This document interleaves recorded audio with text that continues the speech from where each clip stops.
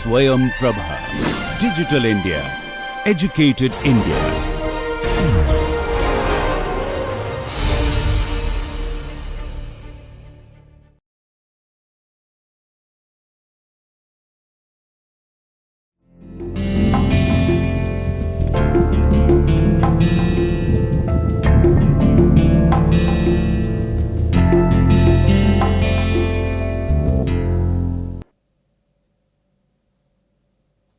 Welcome back to lecture number 24.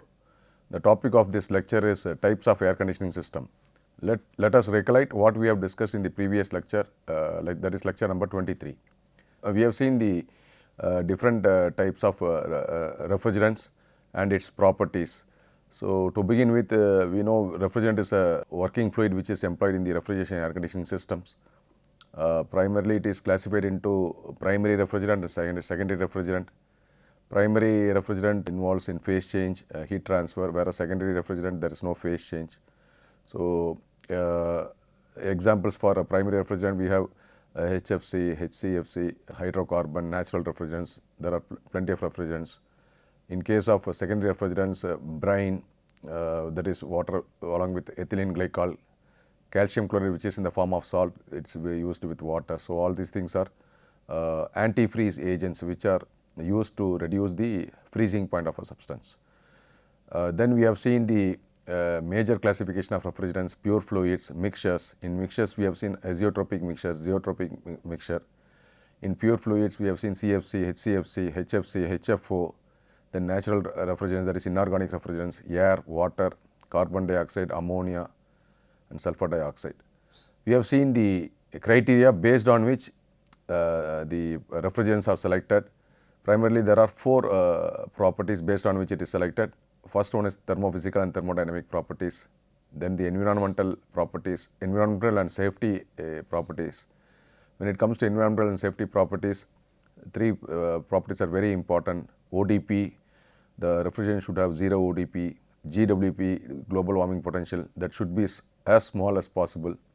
And also nowadays we look from the perspective of total equivalent warming impact also, so which is a summation of direct emission and indirect emission. So, we have seen one solved example how to evaluate the total equivalent warming impact, that is direct emission and indirect emission of a system. So, now let us move to the contents of this lecture. Introduction about the air conditioning system. Then the classifications. So, major classifications based on the type of the cycle, based on the medium used to reject the heat, cooling medium used and applications, selection of air conditioning system and a few solved examples. So, if we take the definition of an air conditioning, so it is a process of removal of heat, not only removal of heat from a space in order to improve the comfort level of an occupant. So, here when we speak about air conditioning, it not only deals with temperature, that is having a comfort temperature, reduction in the temperature, it also deals with humidity and the quality of air. Sometimes the humidity and the temperature in a room will be maintained at the desired condition, but still sometimes we feel not comfortable. So, that is due to the quality of air. The quality of air may be poor. The reasons for that are maybe the impurities which are present in the air, or the CO2 level of which is present in the air in that room may be high. So, sometimes even if you are in a conditioned environment with the temperature and the humidity level maintained, the desired condition, because of these reasons, because of the poor air quality, in spite of being in an air conditioned room, we feel discomfort. And if you take the power consumed by the air conditioning system is roughly it comes about 40% in the building sector. So, that is what I have mentioned, about 40% of the electric energy consumption in building sector by air conditioning system. This is on an average. Sometimes it goes up to even above 40%. So, out of the total energy consumption, the 40% is consumed, because if you take any building, whether it is a residential building or a commercial building, and there are a lot of commercial applications. We have shopping complex, malls, theatres, marriage halls, hotels, restaurants, gymnasiums. There are a lot of commercial applications of air conditioning system. These are the things which are very few. Let us see the classification of the air conditioning system based on the type of cycle. So, based on the type of cycle, so it is classified into vapor compression system and vapor absorption system. Then according to the medium which is used to reject the heat, so it is air cooled system and water cooled system. So, when I say the medium used to reject the heat, that is what medium we are using to remove the heat during the condensation process. Is the condenser is water cooled or is the condenser is air cooled? Normally for small capacity systems, air cooled condensers are used, and for medium and large capacity systems, water cooled condensers are used. Then the cooling medium which is used, I mean what type of this one is used in the evaporator, whether the refrigerant is cooling the medium directly, which is in case of a DX system. DX system is also called as direct expansion system, where the refrigerant directly removes the heat from the medium where cooling is required or a refrigeration is required. So, this is the example of a DX system is window air conditioner, split air conditioner, etc. And in case of the chilled water system or the brine system, so as we have seen in the previous session, previous lecture, the refrigerant first cools the water. Suppose if I am using this one for a positive temperature application, so first the refrigerant is used to cool the water is circulated, then water is used to cool the air using air handling units, etc. So, this is an indirect expansion, like an indirect expansion system. So, this is these brines and the antifreeze agents which are used, we call it as the secondary refrigerant, which we have seen in the previous lecture. And based on the applications, there are lot of applications. We cannot find a building that is without air conditioning. Even if the car, the automobile, not only nowadays, for quite few years before. Earlier, if you take 20 years before or 25 years before, air conditioning system in the car, it was an optional one. In case it depends upon the customer, if they want, they will go for an air conditioned car. Otherwise, they will go for a non-air conditioned system car. But nowadays, if there is an option, if a company says this, we don't have an air conditioning unit in the car, I don't think any customer will opt for that one, even if the cost of the automobile is, the car vehicle is less. So, commercial applications, lot of industrial applications, process cooling, residential applications. When it comes to commercial applications, as I said little ago, in a gymnasium, hotels, restaurants, shopping complex, malls, education institutions, schools, offices, etc. Now, let us see the system one by one. We have seen air conditioning systems are classified based on 4 categories. The first category is the based on the type of the cycle, what is the working principle employed.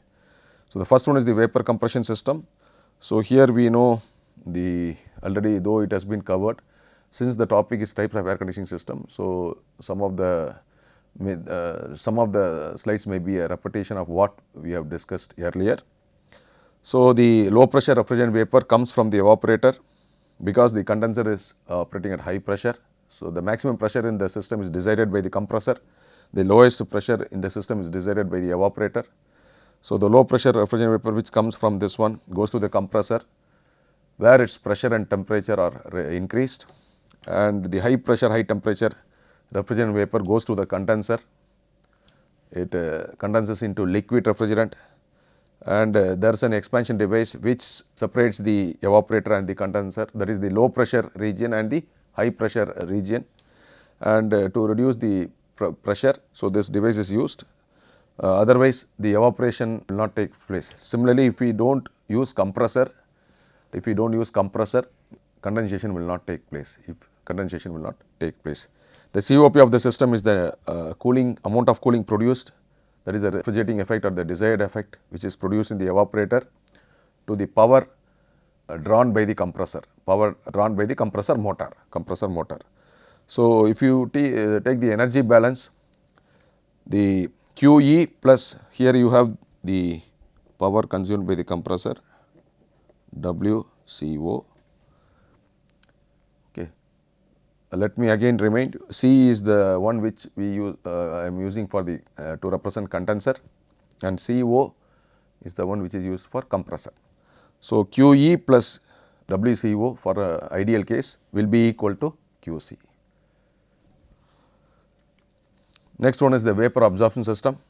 So, here I have shown the diagram is slightly modified when I compare the diagram schematic which I used while explaining ammonia water system or water lithium bromide system.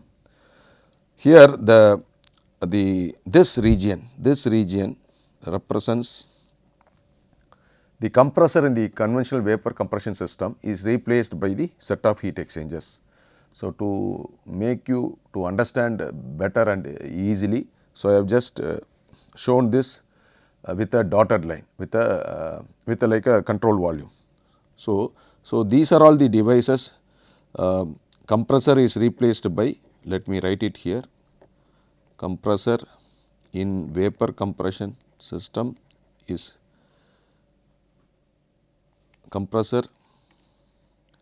replaced by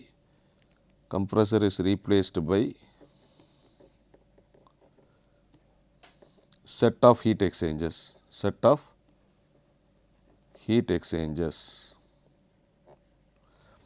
So, what are all the heat exchangers? Absorber, solution heat exchanger, generator.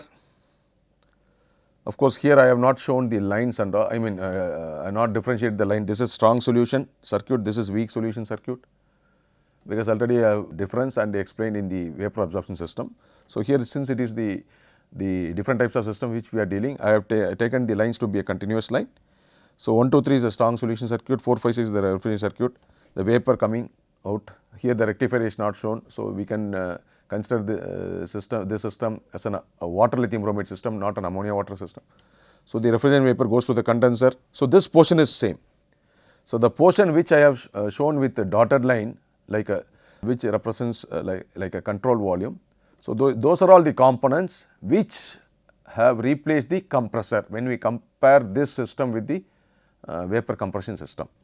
So, it is replaced by set of heat exchangers, solution pump and pressure reducing valve.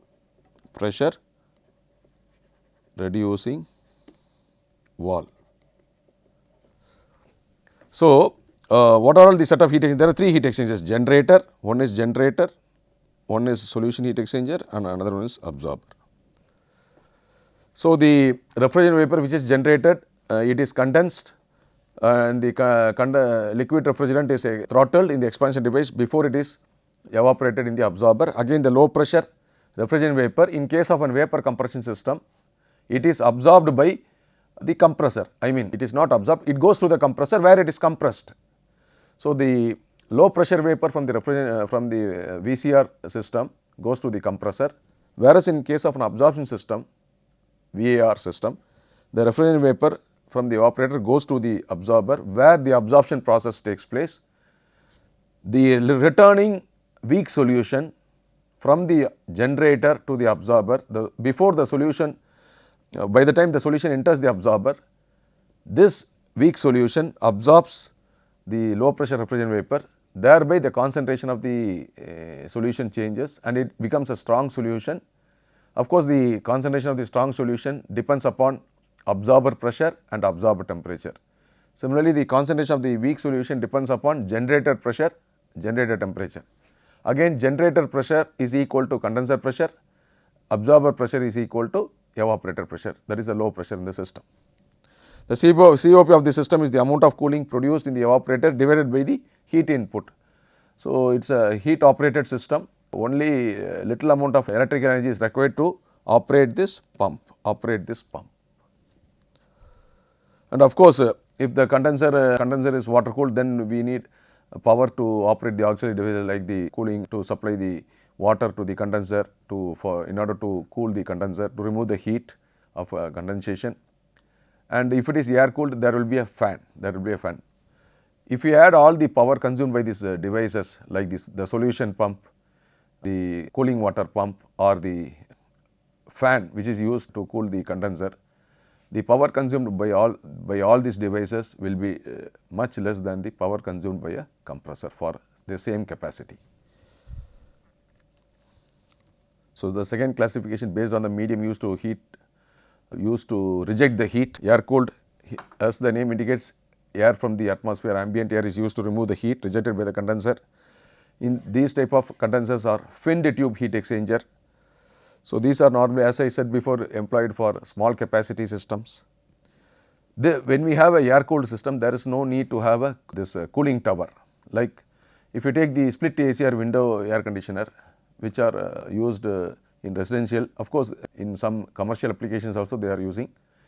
So what happens is, if we stand outside the AC, if you take either the outdoor unit, if you see the outdoor unit, or in case of a window air conditioner, the air, if we stand there, we can feel the air is coming out as hot. So that is, the cooling is done by the air. Air is used to cool the condenser. It removes the heat during the phase change from vapor to liquid. So that is why its temperature is high there.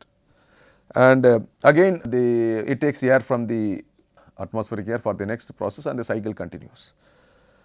These are all low efficient. I mean, air cooled systems are normally low efficient.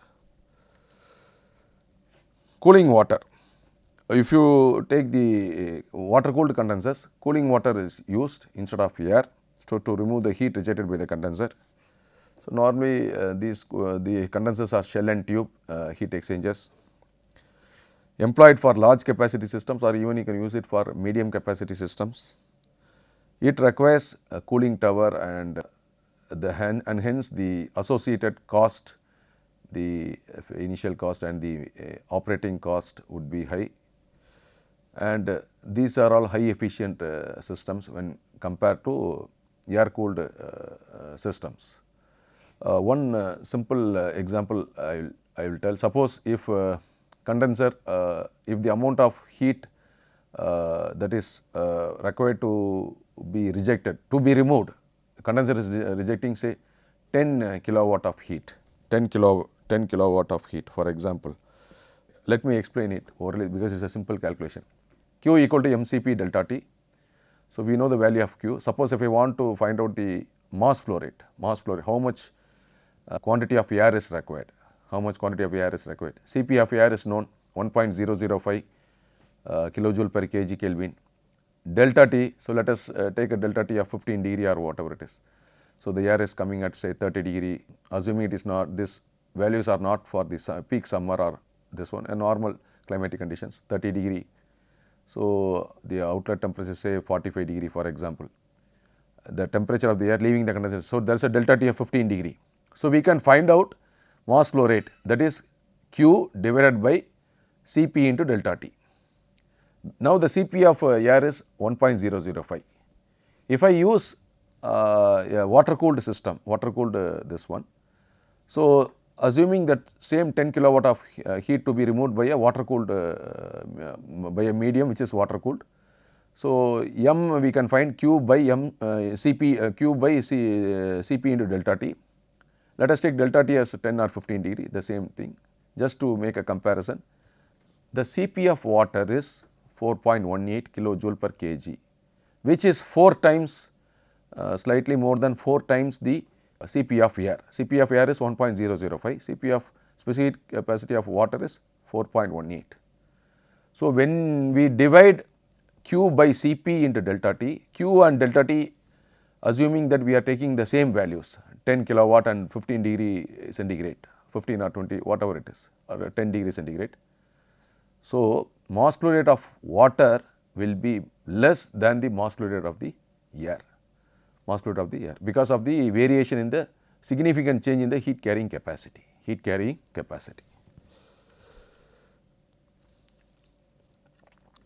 So, next is the direct expansion system.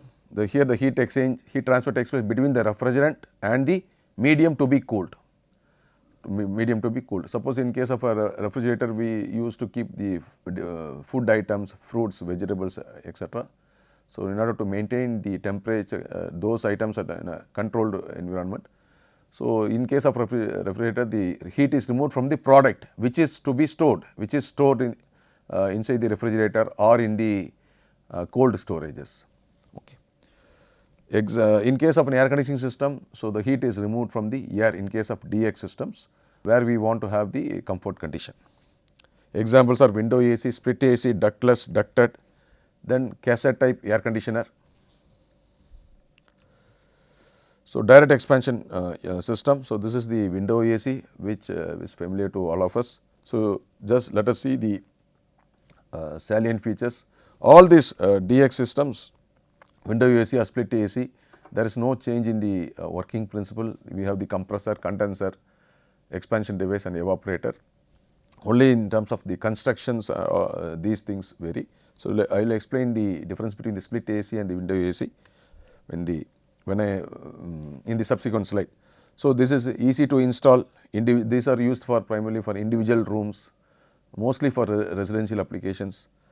It is cost effective. One drawback in this type of system is because all the components are housed in a single unit.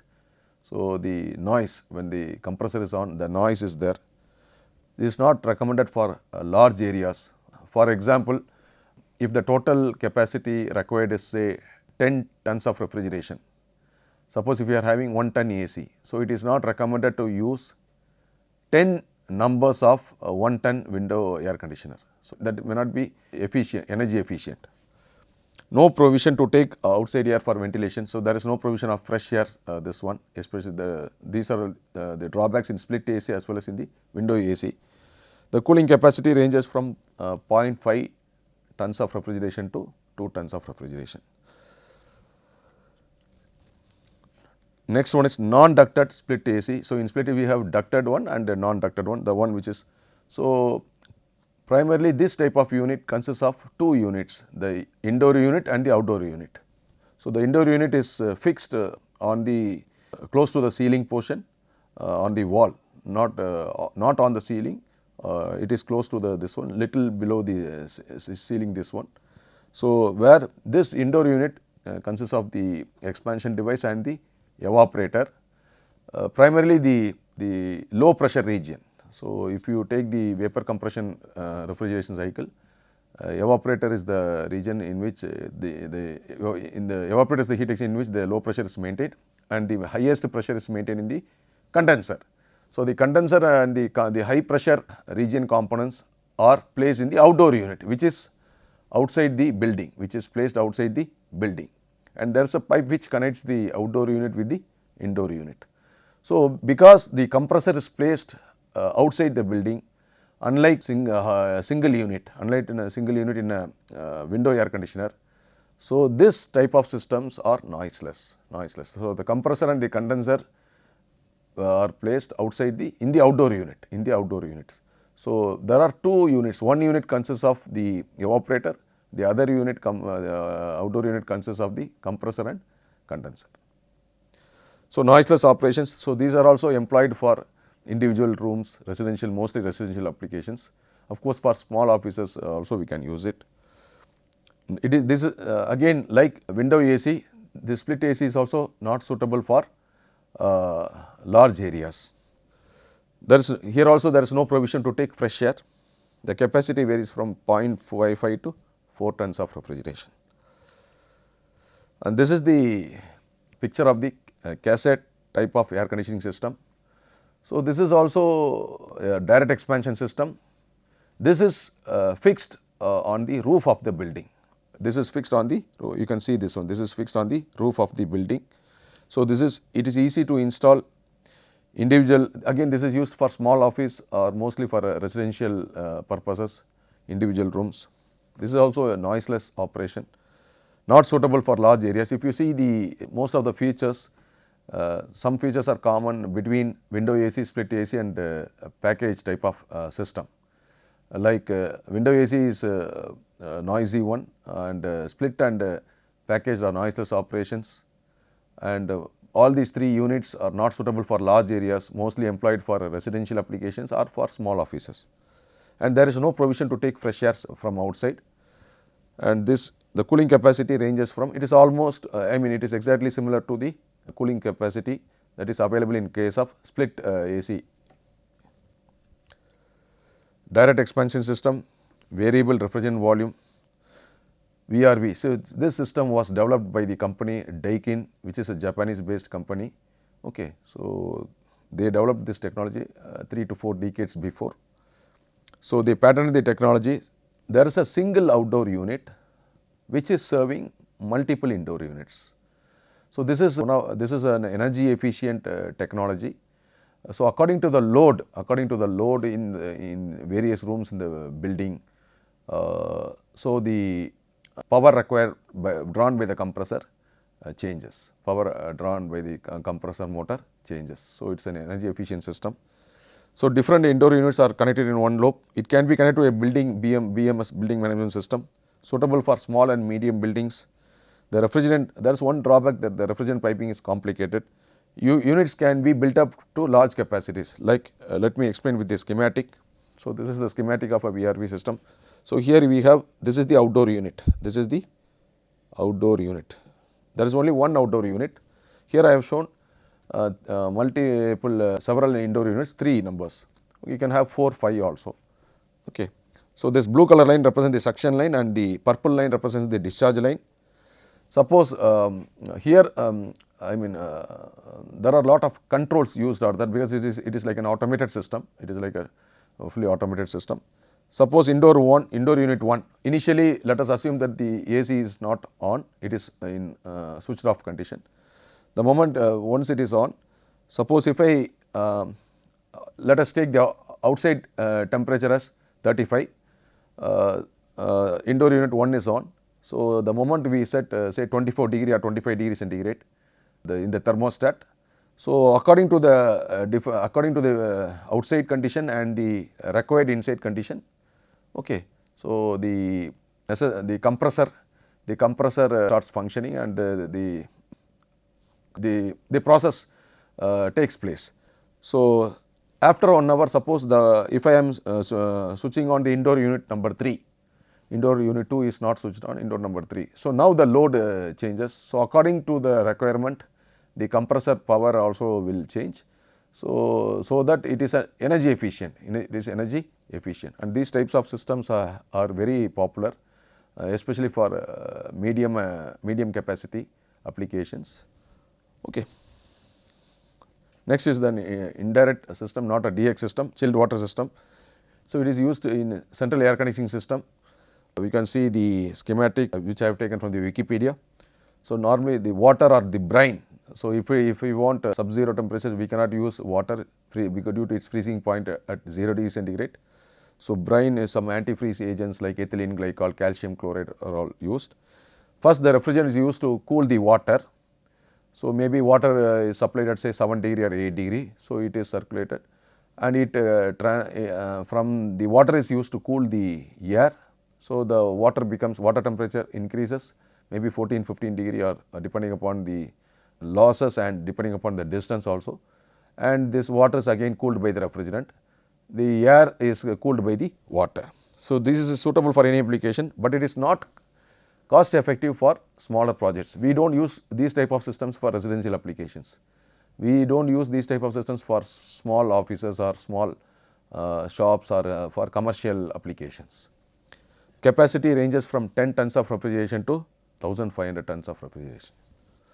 So these type of systems are used in very big shopping complexes, library, computer center, airports and all. So all these are based on this chilled water system. Selection of air conditioning system. So up to 10 tons of refrigeration, window AC. So maybe up to 20 or below 20. We get ductless split AC, then ducted split AC. VRF is variable refrigerant flow, VRV is variable refrigerant volume. Only the names are different, but the technology is same. What Daikin did is, they not only patented the technology, so they have made sure that the term VRV is not used by any other company. So Daikin is the only company which, because they patented the technology, they use the term VRV, whereas the same technology air conditioning system which is developed by the other companies, they use the term VRF, variable refrigerant flow. And we have chilled water systems from 10 tons of refrigeration to up to 10,000 tons of refrigeration. Okay. Selection of air conditioning system. So for residential, generally we go for either window AC or non-ducted split AC. Installation of split AC is little bit easier, and also no need to, suppose if there is any initially there is no provision to fix AC. So that means in case of window air conditioning system, so we have to break a certain portion in the wall in order to fix that AC, because all the components are housed in a single unit. So it has to be slightly more than the dimensions which are required for fitting the AC. So the wall has to be broken, and those things are required. So which can be eliminated in split AC, because the indoor unit is fixed inside the building just below the ceiling, and the outdoor unit is fixed on a stand outside, or if there is any support outside the building, the outdoor unit can be placed, and there is only a small hole to be made in the wall, drilled in the wall, to connect these units, the indoor and the outdoor unit. So small office also, of course, people are using window AC, split AC, duct. When we compare the cost of the window and split AC is obviously costlier, okay, for the same capacity. Large offices, it is recommended to use variable refrigerant flow or variable refrigerant variable refrigerant flow or variable refrigerant volume. Okay. And what happens, especially why it is effective in case of offices and all, sometimes if there are say 25 rooms are there, 25 people are there in 25 different rooms. Sometimes if 10 people are having a meeting, so they all will be assembling in a boardroom. So at that time the load in that particular the respective rooms are not there. So why to run the AC, why to switch off it manually or whatever it is. So according to the load requirement, the compressor power drawn by the compressor motor varies. And for shopping malls also we can use VRF, VRV, and chilled water system is there according for especially in big size malls and all. Auditorium, duct type of system, ducted system, and VRF. Airport chilled water system is used, as I mentioned before. Industrial applications, again VRV and VRF. So mostly for large projects you can use the very high, very large projects, chilled water system. Medium and little above, you can use VRF also. Supermarket VRF or VRV can be used. Now let us solve some numericals based on this, based on the system, some of the systems. We are not going to, already we have solved numericals pertaining to vapor compression refrigeration system, how to improve the COP of the system. That is, we have seen subcooling, superheating, and a combination of subcooling and superheating. And we have seen how much enhancement in the COP of the system, what happens to the dryness fraction of the refrigerant, all those things we have made a comparison when we were solving the numerical question on the topic improving the COP of the vapor compression cycle. So let us, it's a quite lengthier problem. An air conditioning system provides a continuous flow of air to your room using an intake and exit duct. So there's a duct is there, inlet and exit duct. So it is this problem is related to an air distribution system, So to maintain the quality of the indoor air, the intake duct supplies a mixture of fresh air with cold air stream. So there are two inlet, one is cold air, another one is fresh air. The two streams are mixed in an insulated mixing chamber located upstream of the intake duct. Cold air enters, the condition cold air is given, temperature at 5 degrees centigrade, 105 kilopascal with a volumetric flow rate of 1.25 meter cube per second during steady state operation. Fresh air enters the mixing chamber, the dry bulb temperature of the fresh air is given. Let me again emphasize again, unless otherwise mentioned, the given temperature should be taken at the dry bulb temperature and not the wet bulb temperature. If it is wet bulb temperature, it will be clearly mentioned in the question. And the fresh air, the pressure is at atmospheric pressure, okay, 105 kilopascal, 100 kilopascal is atmospheric pressure, okay. So, this is slightly higher, 1.05 bar. The mass flow rate of fresh air is 1.6 times the mass flow rate of the cold air stream. So, the mass flow rate is given, air leaves the room through the exit duct. The condition of air at the exit of the just before it leaves the room is given, 24 degrees centigrade. Determine the rate of heat gained by the air from the room. So, I have transferred the data, whatever the data given, converted into a pictorial representation, into a schematic. So, this is cold air, which is state point number 1, fresh air, that is state point number 2. These two airs are this is the mixing chamber. These two streams are mixing in the mixing chamber. Then there is a duct which through which this air is circulated. So, if you take M1 plus M2, the amount of air entering at 1 and 2 will be equal to the amount of air which is leaving. And if we assume no losses, whatever the quantity of air at 3 will be equal to the quantity of air at 4. M3 will be equal to M4. So, let me again repeat. If we apply the mass balance to this problem, M1 plus M2 will be equal to M3. M1 plus M2 will be equal to M3 and M3 will be equal to M4. Okay. So, let us solve this problem. So, mass balance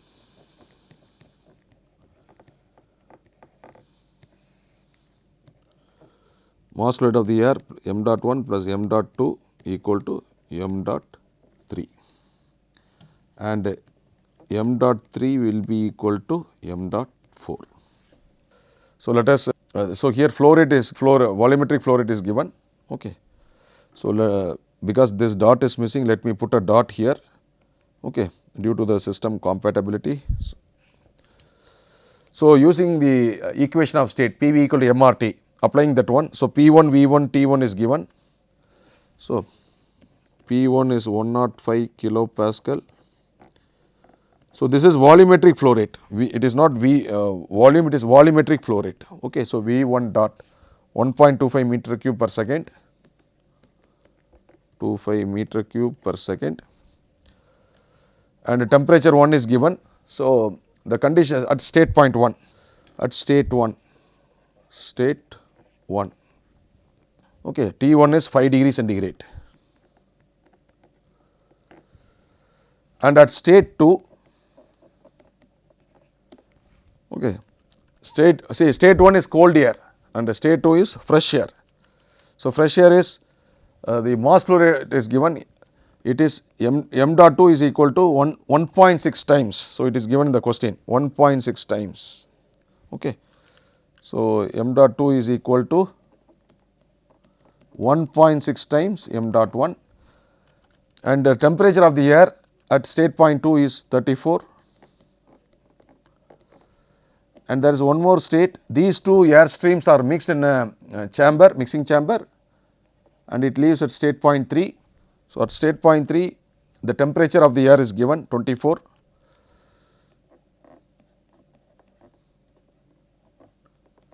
Okay. So, these are all the given data. First use the equation of state, because m dot 2 is given in terms of m dot 1. Once we find m dot 1, how much quantity of air is entering at state point 1.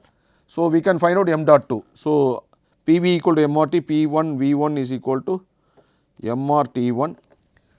See, in PV equal to MRT, if we take m as the mass flow rate, then V will be the volumetric flow rate. So, m dot P1 V1 dot equal to m dot R1, R is 0.287 kilojoule per kg Kelvin, okay. Temperature should be in Kelvin, okay. So, convert this temperature into Kelvin. So, it is 278 and this is 297 Kelvin and this will be 307 Kelvin. Okay. So, we pressure here I have told very clearly in the earlier calculations also, similar calculation also, pressure to be substituted in kilopascal. Of course, it is given in kilopascal only. If it is given in bar, convert change it to kilopascal and substitute. So, V1 is given volumetric flow rate. So, this is volumetric flow rate. So, using this formula you can substitute because all the values are given. So, this is given or we know T1 is given. So, m dot 1, okay, m dot 1 is equal to 1.64 kg per second, 1.64 kg per second. It is given that m dot 2 is equal to 1.6 times m dot 1. So, this is 1.6 times 1.64. So, I can easily find out the mass flow rate at state point 2. So, that is coming at 2.62 kg per second. Okay.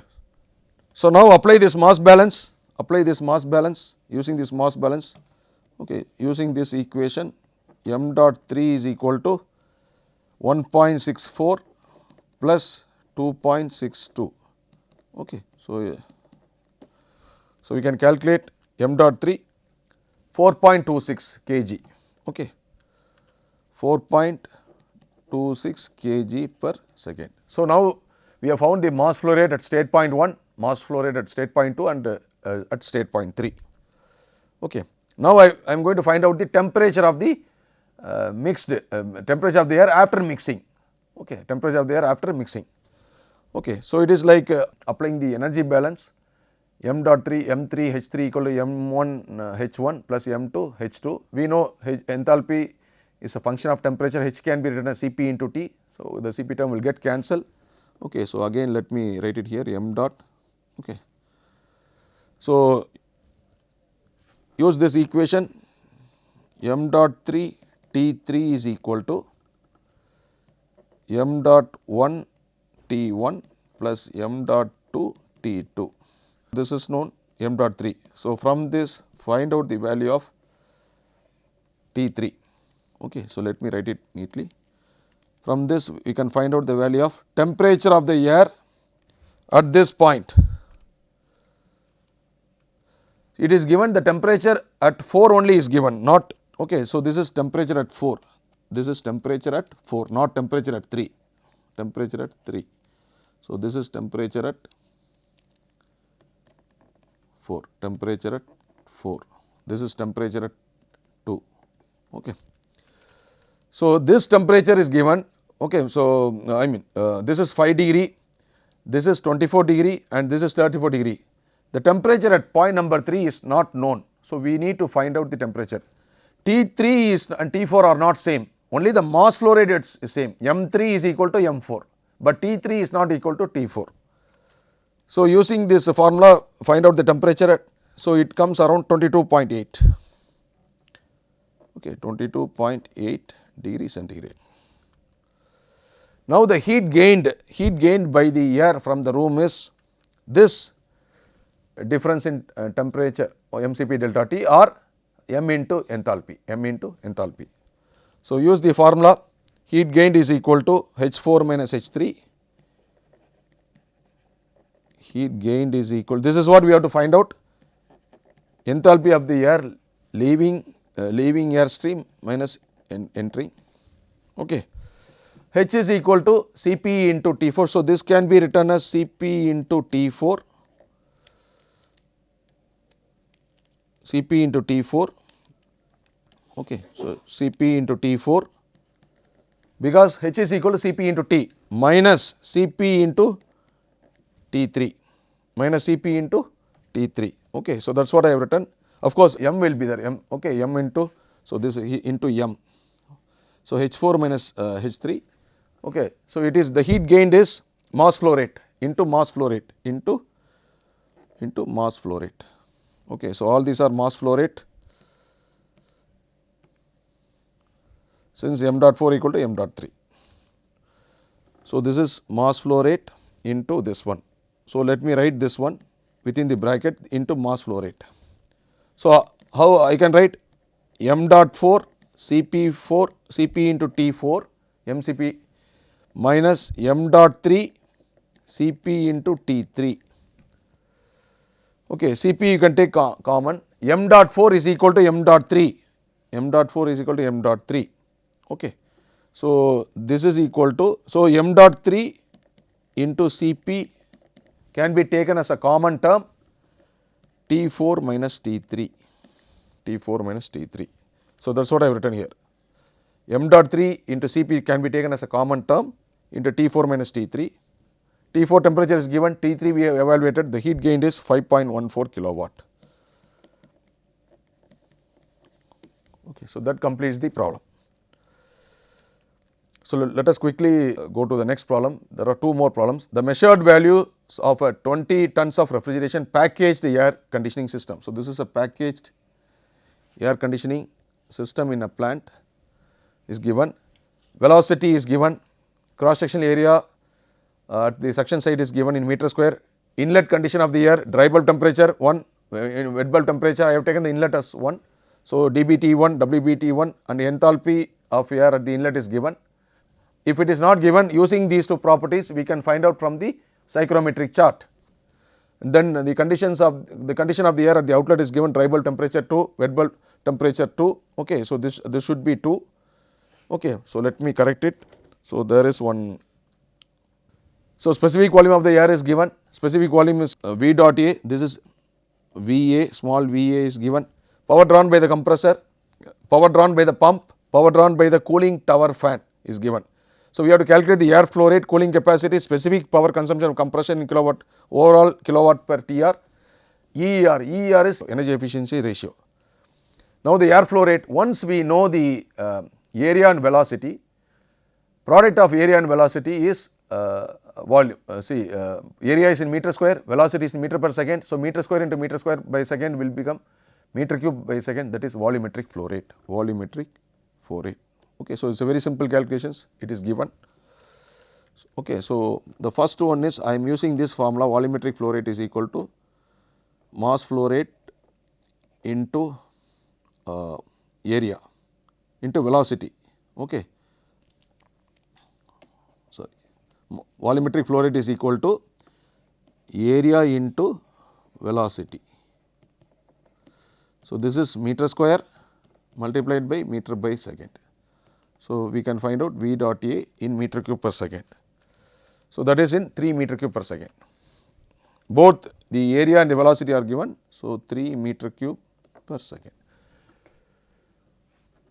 Multiply by this value by 3600, we will get value in meter cube per hour, volumetric flow rate in terms of meter cube per hour. In 1 hour, how much meter cube of air is required. Cooling capacity, so this we know MA by this one, again this is mass flow rate, because I have got the answer in kilowatt. Mass flow rate is nothing but, okay. So, cooling capacity is equal to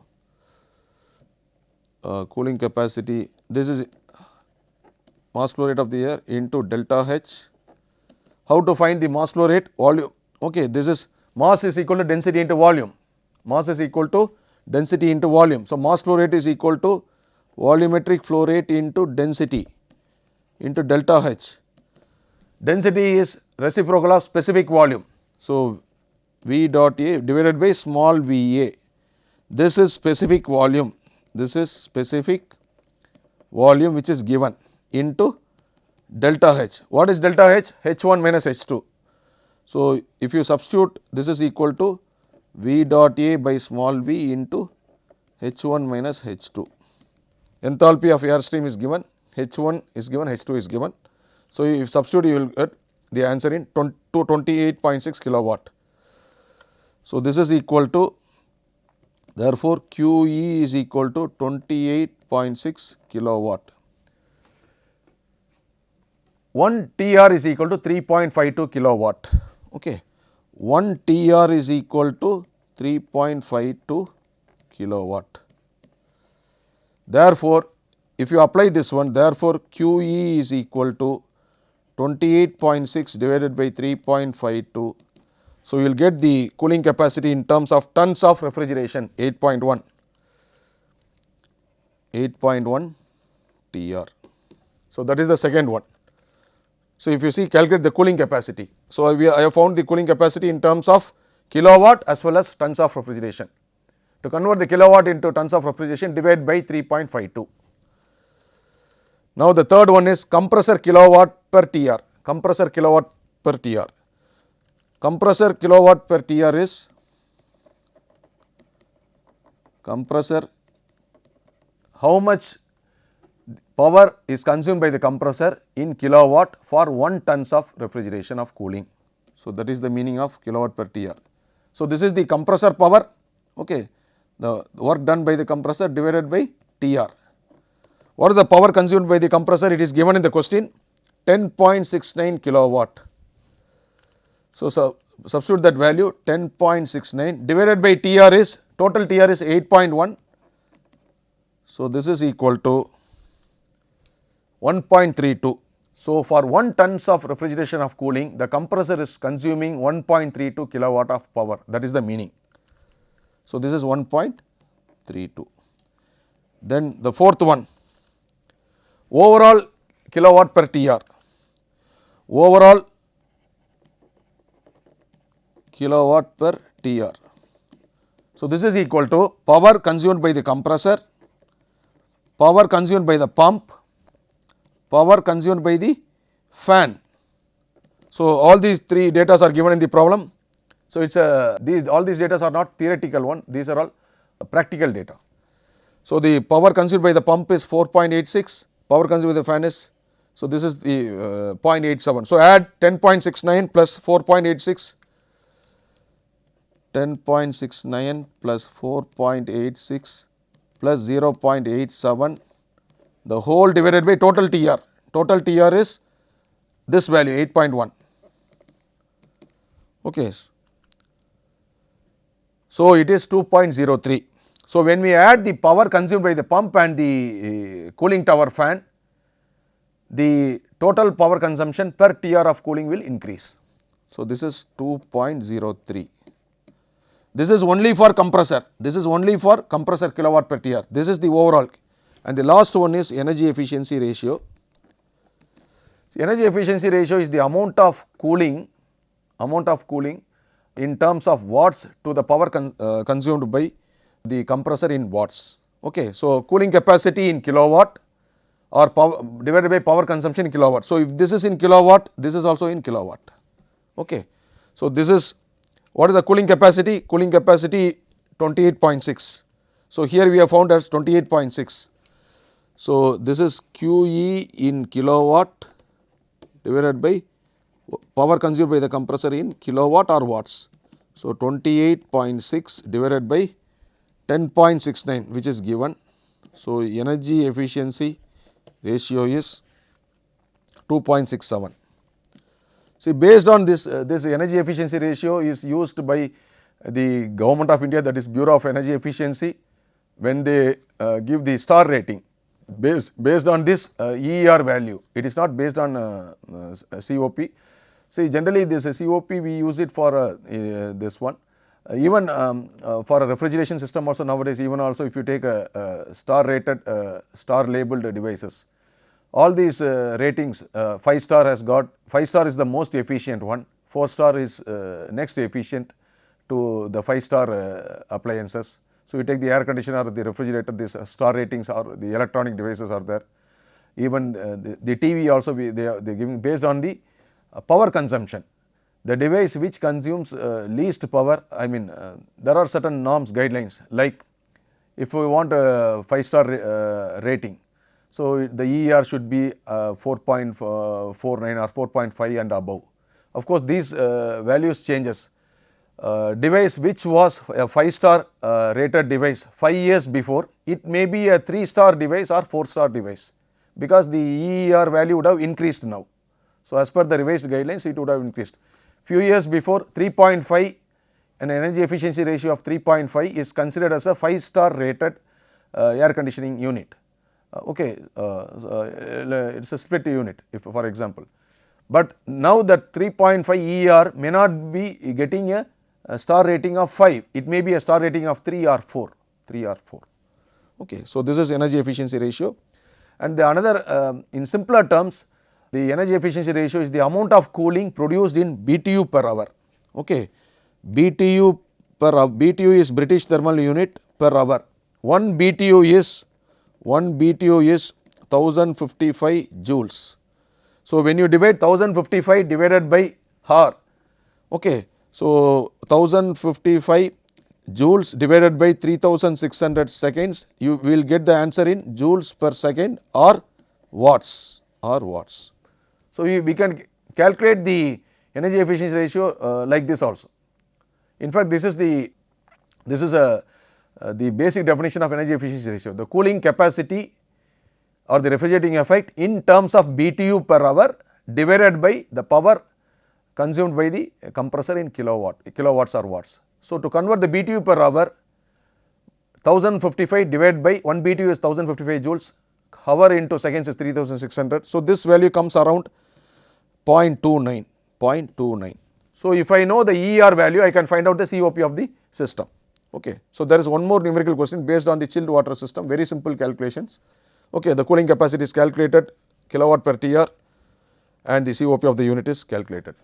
So, let me summarize before this one. So, we have seen the different types of air conditioning system, the direct expansion system, chilled water system, air cooled system based on the medium used to reject the heat, air cooled, water cooled, then direct expansion system, chilled water system based on the working principle VCR, VAR system based on the applications, commercial, industrial, residential applications, and we have solved one numerical. We have seen a ratio, that is energy efficiency ratio, which is the ratio of cooling capacity in terms of BTU per hour to the power drawn by the compressor in watts. We can once, if we know the energy efficiency ratio, we can find out the COP of the system. So, with this I conclude the lecture number 24. With this we come to the end of module number 4 in this subject. Thank you.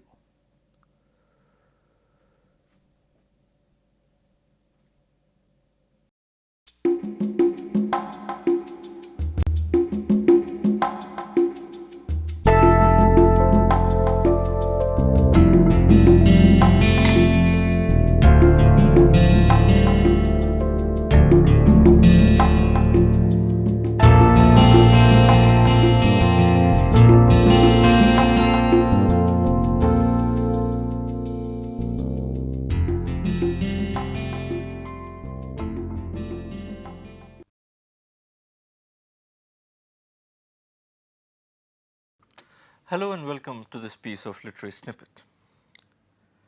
We usually know William Shakespeare as the most revered figure in the history of English literature. But we often tend to forget that he has also been one of the most hated figures in literature. And here I am not talking only about those boys and girls who have to memorize long sections from Macbeth or King Lear or Julius Caesar before they can go and sit for their school or college exams. But I am also talking about people who are themselves quite famous authors.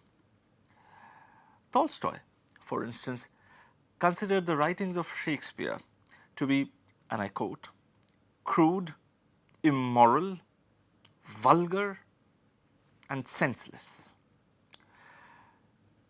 George Bernard Shaw absolutely loathed Shakespeare, as he did Homer. But perhaps no other criticism about Shakespeare is more damaging than the one which says that Shakespeare is a marvelous storyteller, provided someone has told him the story earlier. Now, this piece of criticism is particularly damaging because it is true.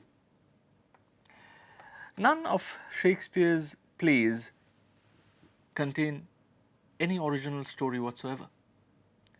They are all written using pre-existing materials, pre-existing stories. Now, does that diminish the stature of Shakespeare as a dramatist? Well, I'll leave that for you to decide. See you in the next episode of Literary Snippets.